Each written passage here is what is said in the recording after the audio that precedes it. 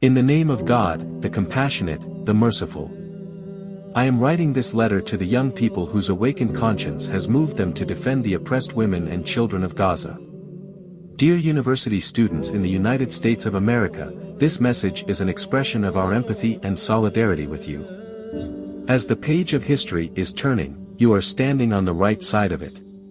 You have now formed a branch of the resistance front and have begun an honorable struggle in the face of your government's ruthless pressure, a government which openly supports the usurper and brutal Zionist regime.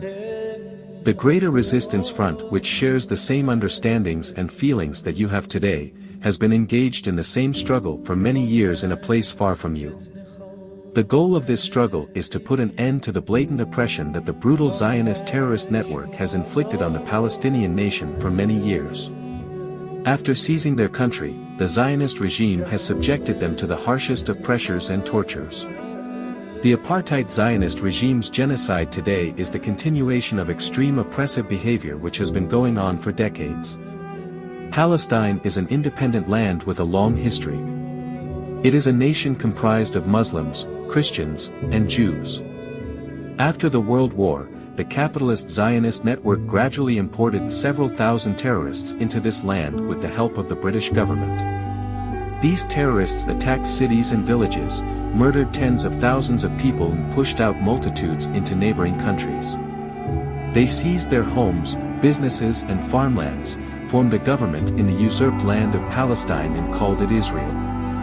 After England's initial help, the United States became the greatest supporter of this usurper regime, ceaselessly providing it with political, economic and military support. In an act of unforgivable recklessness, the United States even opened the way and provided assistance for the regime's production of nuclear weapons. The Zionist regime used an iron fist policy against the defenseless people of Palestine from the very beginning and has, day by day, intensified its brutality, terror and repression in complete disregard of all moral, human and religious values. The United States government and its allies refuse to even frown upon this state terrorism and ongoing oppression. And today, some remarks by the US government regarding the horrific crimes taking place in Gaza are more hypocritical than real.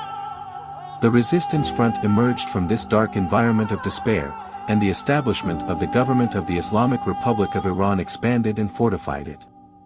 The global Zionist elite, who owns most US and European media corporations or influences them through funding and bribery, has labeled this courageous, humane resistance movement as terrorism.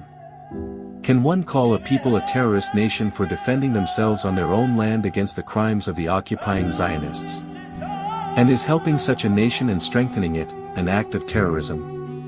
The oppressive leaders of global hegemony mercilessly distort even the most basic human concepts.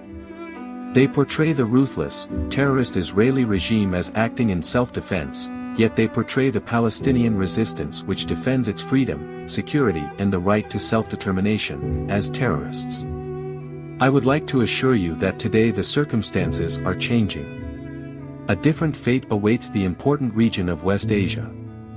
The people's conscience has awakened on a global scale, and the truth is coming to light.